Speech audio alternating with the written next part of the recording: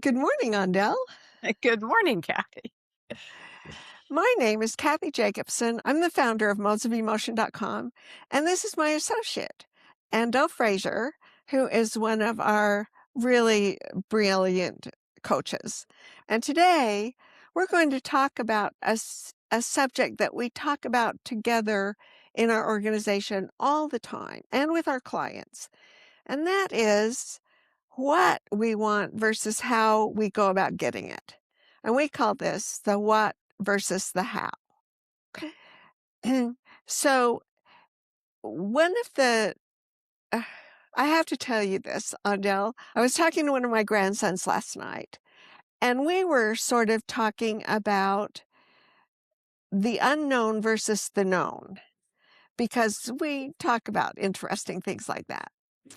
And he said, the known is the what, and the unknown is the how. And one of the reasons we were talking about it is because you can't ever know the unknown. As soon as it becomes known, it's not the unknown anymore. And Right, so when we say the how is the unknown, it means we don't know how. right. So, how does this work when we're talking with clients? When you're talking with a client, how does this work for your conversations? Well, I think that's I'm just so impressed by that because I think that that's the reason why we talk a lot about focusing on the what rather than the how. Because the what is basically, and we talk about it a lot for what do you want? Like what are your intentions? And so we talk a lot about focusing on clarifying that question. What do I want? Because that gives direction. That makes a desire or a wish or a need or whatever an intention. And that's where the real powerful work comes from, is a clear intention. And so it is the linchpin for everything that you want to manifest in your life. And whether it's small or seems large, because they're all the same, it's an intention. What happens, and we see this a lot with clients, with ourselves, with people, is that, and I'm just going to use an example from my past. I decided I wanted to run a 10K, the Boulder.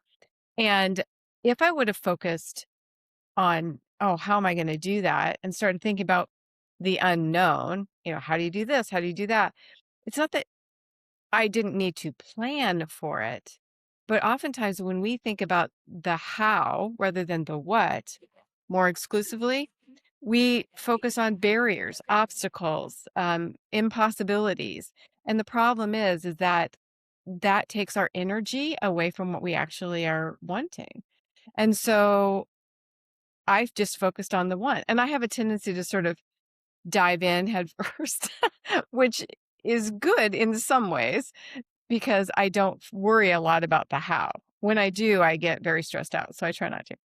So what I found was I just learned. I started to learn in my process the how.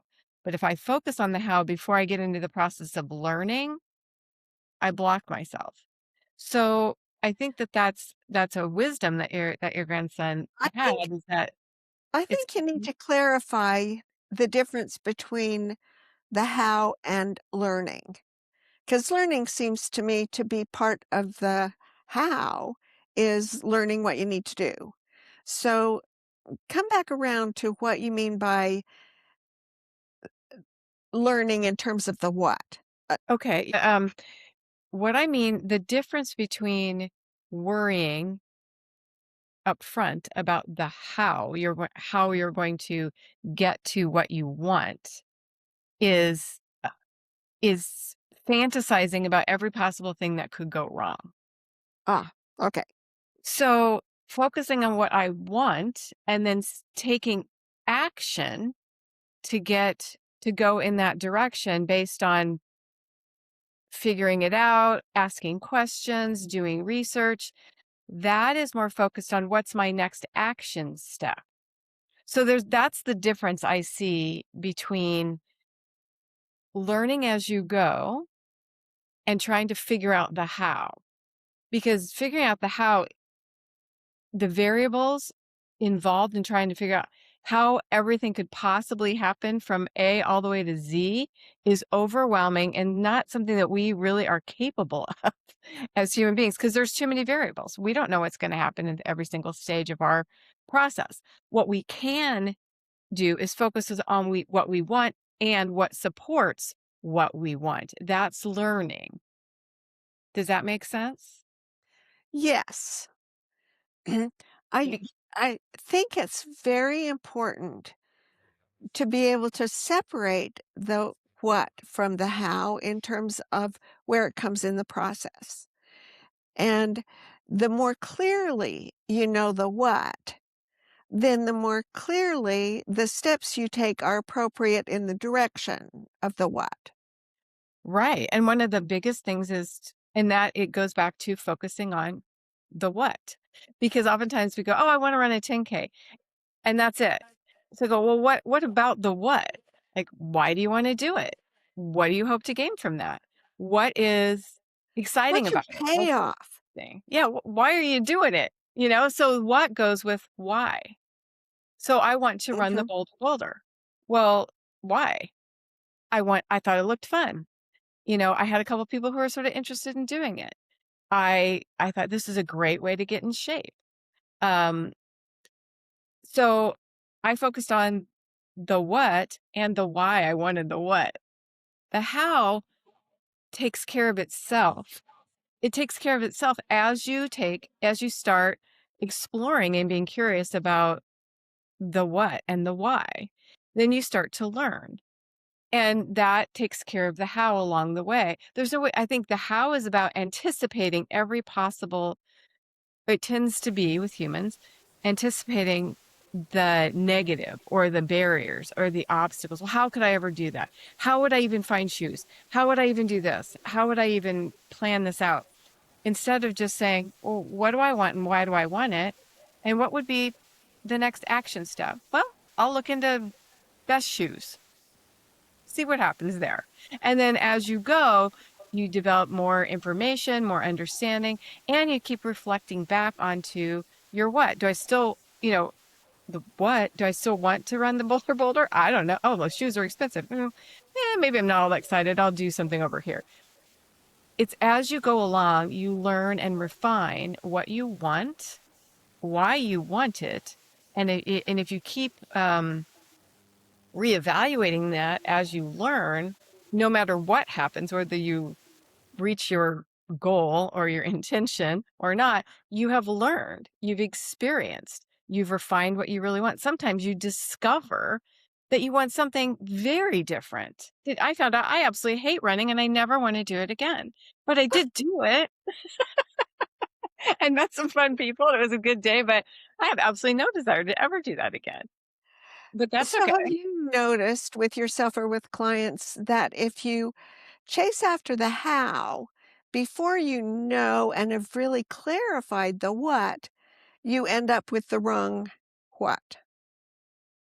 I don't know that you end up with the wrong what.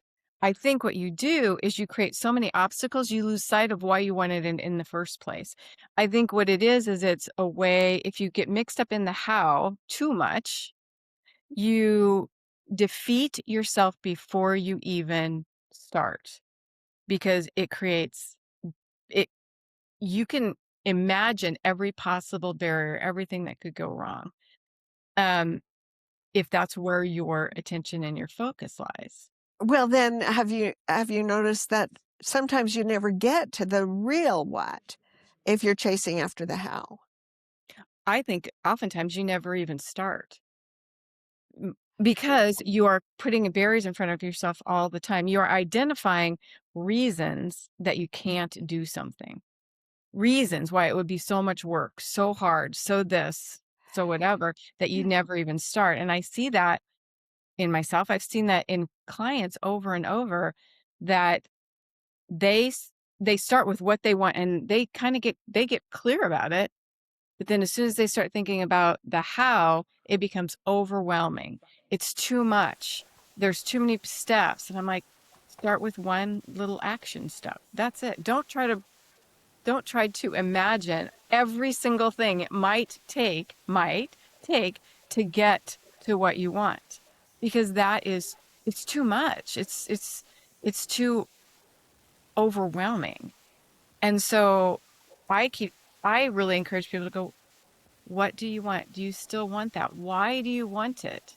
Because that's where the energy comes. That's where the curiosity comes. That's where the excitement comes. And those emotions help our brain to open possibilities, to see connections where they weren't before. If you focus on the how, your brain gets locked into problem solving and predictive fear. I predict that's going to be too hard. I predict I'm not going to understand that. That's too complicated. And so I think it's a way of when you focus on the what, it takes the pressure off your brain to try to keep you safe because that's what your brain does. It tries to find everything that might go wrong to keep you safe. And so when you focus on what you want and the why of what you want it, it lowers that fear and increases the curiosity and the excitement. And that's where real possibilities they come into your awareness with that openness of that shift of perspective. So here is kind of a test that anybody can do to see if they really have gotten to the what that they want. And that is coming back to what you said about the why. If you say, "So why do I want this?" and you get a why, you can say, "So why do I want that?" And and then you can keep asking that, "So why do I want that? And why do I want that?" until you get to, "Nope, that's it. That is that is what I want." And when you've run out of any more, "Well, why would I want that?" or, "Well, why would I want that?" Like, for instance, here you are saying, "I wanna run the Boulder. Well, why? Because it looks like fun? Well, why do I think that looks fun? Well, because I've got friends that do it and it's fun for them. Well, does that mean it would be fun for me? Well, I don't know, but I'm willing to make the experiment and see if I like it or not. Well, then you go, okay, that's worth it to me to satisfy my own curiosity and to have fun with my friends. Did you have fun with your friends? I did, it was a fun day. It was a really interesting experience that I wouldn't have I've watched the Boulder before, but being a participant in it was very different. Maybe And we I need did to get say what the Boulder is, oh yeah, Andel. Boulder is a race every year in Boulder, Colorado. And it is very festive and there's a lot of fun around it. And there are people that along the route and sing and dance and squirt you with water. And it's an event. It's a big event. And so it was fun. And whether or not I ever wanted to do it again, I was glad that I had the experience of doing it. I'm glad you were bold enough. I was bold enough to try. And I think that when you ask yourself, why do I want it? I just wanted to get back to that. Why do I want to do this? I also go, for what, like, what do I think that'll bring me? Or what? And when we ask, why do I want that? Say, what do I think it would bring for me? What do I think it would encourage me to do? And, I mean, there's a lot of layers when you're trying to decide what you want.